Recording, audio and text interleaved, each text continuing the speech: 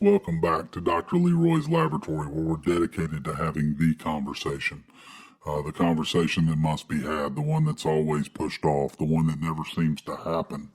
We're at a point in our country where the time is now, the conversation must be had, and we have the technology now where everybody who's willing can participate. If this is your first time listening, as always, I highly recommend that you go back and listen to the first episode as we lay out the groundwork for how we're going to interpret the data scientifically, how we're going to remove our bias and look at all the issues with the simple question of life, liberty, and the pursuit of happiness.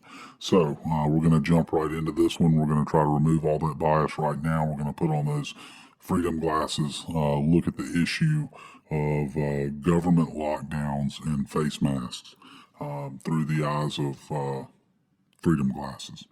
So here we go. There's a lot of bias on this subject. There's a lot of emotion. We all see people dying around us. Nobody knows who to trust. All those issues, there's professional bias. As I've stated earlier, I am a doctor, and so of course I have healthcare bias towards policies and those kind of things. But we're going to remove all that right now, all the emotion, and we're going to look at the simple question of, does the Constitution allow for the government to lock down a free people, even if it's for their perceived own protection? And the answer to that question is no, it does not. We are a free people. Our founding fathers, at the founding of this nation, their motto was "Give me liberty or give me death." So to many people, there's a far worse fate than death. The government was not constructed to tell you what risk is acceptable to you and your family. That's your decision to make.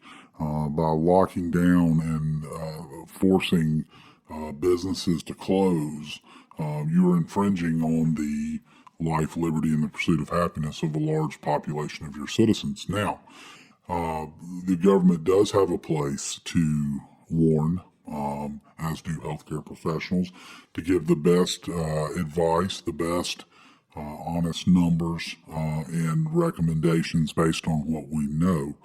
However, each individual citizen gets to make the decision on whether or not it's an acceptable risk to them. By me desiring to continue to run my business and open my business, do I infringe on your constitutional rights? And the answer is no, I don't. You have the right to listen to the warnings and make a decision to lock down in place.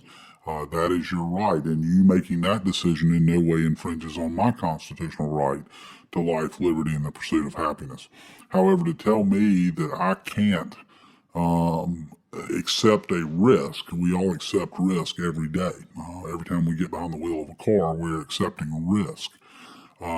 It's what risk is acceptable to us. So if one citizen says, I don't want to see my family hurting, I don't want to see my business that I've poured years into creating crumble, and I accept the risk of going out into the workplace and keeping my business open, then that individual should be allowed to do that. That in no way infringes on your decision to stay at home. If you stay at home, their being out and running their business in no way affects you.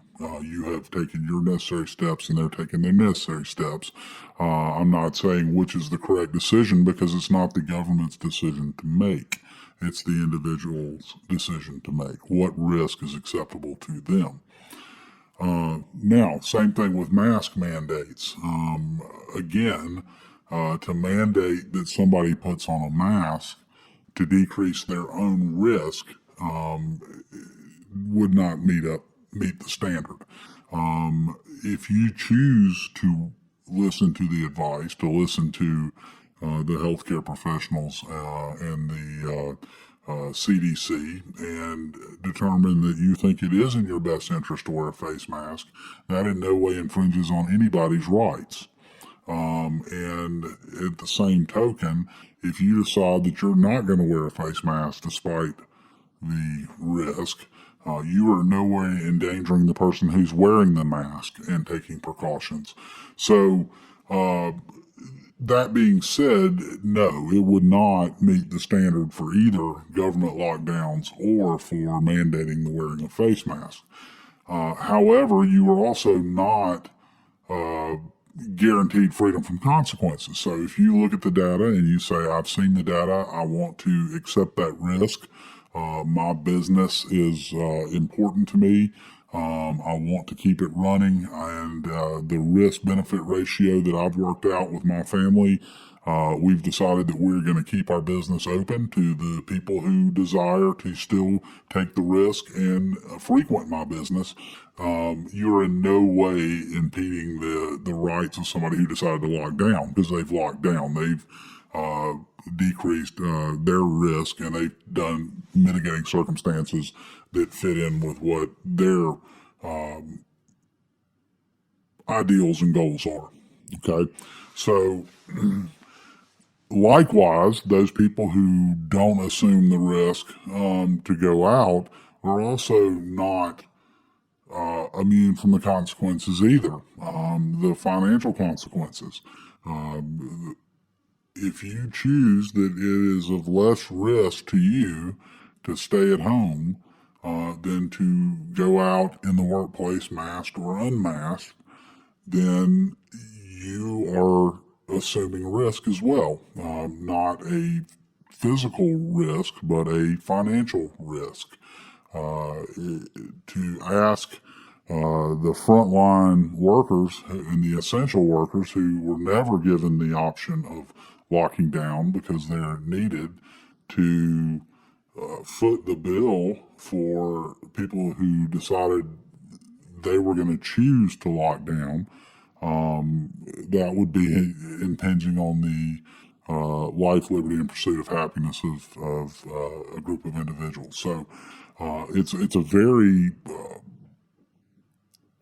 cut and dry answer is no. The government would not have the ability to tell a U.S. citizen what choice, what risk they can and cannot assume for any reason, as long as that risk is not impinging on somebody else's freedom. And anybody who made the decision to lock down,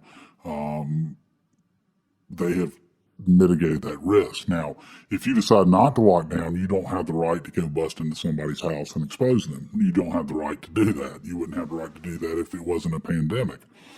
So nobody's rights gets infringed on by not locking down, by allowing a free people to freely make a decision of what risk is acceptable to them. And that is Dr. Leroy's prescription for the day. As always, please like and subscribe. Please leave any comments below on future content. And the experiment only works if we have engagement. So strip off that bias and let's continue the conversation.